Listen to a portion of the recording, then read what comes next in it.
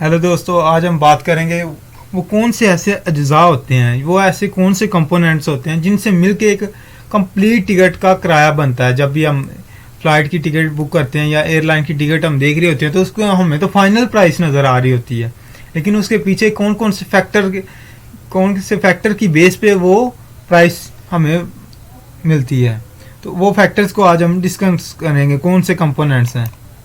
तो देखते हैं सबसे पहले फेयर कैलकुलेशन कंपोनेंट्स किन पे डिपेंड कर रहा है। मैक्सिमम परमिटेड माइलेज, तो ये क्या होता है, डिस्टेंस होता है जौन सी कंट्री से आप जा रहे हैं, जिस सिटी से जा रहे हैं, जौन से एयरपोर्ट से जा रहे हैं और किस एयरपोर्ट पे आप पहुंचेंगे, वहां तक का कितना डिस्टेंस उनके दरमियान बन रहा है, और उसका 20% एक्स्ट्रा हमेशा एयरलाइन कैलकुलेट करती है। क्योंकि खुदा ना खास्ता अगर रास्ते में कोई वाकया पेश आ जाता है या कोई मौसमी या तकनीकी खराबी आती है तो क्या करती है फ्लाइट, क्या करता है जहाज, वो अपना रूट चेंज कर लेता है। कि पहले वो किसी शॉर्टेस्ट वे से जा रहा है, शॉर्टेस्ट रूट से जा रहा है, फिर वो सडनली अपना रूट चेंज कर लेता है। तो इसके लिए एयरलाइन कभी भी खुद अपना लॉस बर्दाश्त नहीं करेगी, वो क्या करेगी, अपने कस्टमरों पे डाल देगी। तो इसी तरह क्या करती है, मैक्सिमम परमिटेड माइलेज में क्या होता है कि आपको 20% एक्स्ट्रा जो होता है, फेयर जो होता है, किराया होता है, वो कैलकुलेट किया जाता है। और उसके बाद आता है टिकटेड पॉइंट माइलेज, TPM।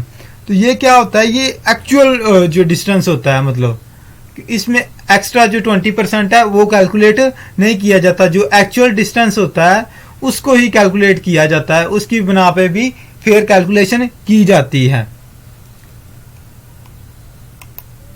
उसके बाद आते हैं टैक्सेस। तो टैक्सेस दोनों कंट्रीज पे डिपेंड कर रहा था। एक तो आप जहां से डिपार्चर कर रहे हैं वो भी कंट्री अपने टैक्सेस डालती है जिस एयरपोर्ट से आप जा रहे होते हैं। तो जैसे पाकिस्तान है, ये भी तकरीबन 5 to 10,000 15,000 तक ये टैक्स डाल देते हैं एक टिकट के अंदर। तो इसी तरह जब कुछ कंट्रीज में जब आप अराइवल पे जाते हैं, जैसे दुबई का जो बड़ा एयरपोर्ट है DXB वाला, तो वहां पे क्या है, वो भी कुछ अराइवल के एयरपोर्ट पे टैक्स डाल देती हैं कि जहाज हमारे यहाँ पे लैंड कर रहा है तो वो क्या करते हैं, टैक्सेस डालते हैं। तो एयरलाइन वो भी खुद से बर्दाश्त नहीं करती, वो क्या करते हैं, कस्टमरों पे डाल देते हैं। तो ये जो टैक्सेस होते हैं ये दोनों कंट्रीज पे डिपेंड कर रहे होते हैं। कुछ कंट्रीज अराइवल पे एयरलाइन से चार्ज करती हैं, कुछ नहीं करती। ये भी डिपेंडिंग ऑन द एयरलाइंस और कंट्रीज। तो ये क्या होते हैं, टैक्सेस भी आपकी एयरलाइन टिकट के अंदर इंक्लूड होते हैं। उसके बाद आते हैं सरचार्जेस बाय एयरलाइन। सरचार्जेस आपके होते हैं कि आपने डिफरेंट किस्म की चीज़ें ली हैं एक्स्ट्रा, तो उनके लिए आपको पे करना होता है एयरलाइन को। जैसे कि कई बार आप देख रहे होते हैं प्रमोशनल किराया होता है तो उसमें डिस्काउंट होती है। और उसके अलावा पैसेंजर स्पेसिफिक सीट्स कह रहा होता है कि मुझे इसी लोकेशन की सीट चाहिए होती है, तो उसको सरचार्जेस कुछ एयरलाइन को देने पड़ते हैं। उसके बाद फीसिस ऑफ एयरलाइंस, जैसे आप कहते हैं कि मुझे A क्लासेस चेंज करते हैं कि पहले आपने B क्लास की टिकट ली है, फिर A क्लास की लेना चाह रहे हैं, तो आपको एक्स्ट्रा पैसे पड़ गए, तो फिर वो फीसिस की मद में आपको पड़ेंगे। उसके अलावा अगर आप कुछ एक्स्ट्रा सीट मांगते हैं या कुछ एक्स्ट्रा डबल बैगेज मांग लेते हैं कि आपने पैकेज इतना का है, मैं इससे डबल बैगेज चाह रहा हूँ या एक्स्ट्रा कुछ चाह रहा हूँ, तो उसके लिए क्या करनी पड़ती है, आपको फीस एयरलाइन को पे करनी पड़ती है। तो ये भी आपकी टिकट के अंदर इंक्लूड होता है।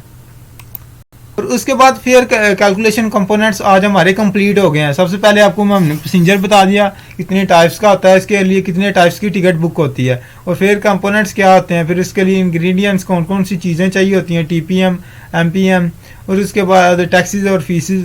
और ये इससे फाइनल फेयर, आपको जो टोटल फेयर होता है या फाइनल टिकट प्राइस होती है, वो आपको आपके सिस्टम में शो हो रही होती है। या आप किसी भी एयरलाइन की वेबसाइट ओपन करते हैं तो वहाँ पर क्या होती है, आपको फाइनल प्राइस शो हो रही होती है। लेकिन एक एज अ ट्रैवल एजेंट आपको पता होना चाहिए कि इसमें कितने कंपोनेंट्स इंक्लूड हो रहे होते हैं। ये सारी चीज़ें आप देख रहे होते हैं कि आया कि इस एयरपोर्ट से जाएंगे तो क्या कॉस्ट आएगी, या इन डेज में जाएंगे तो क्या कॉस्ट आएगी।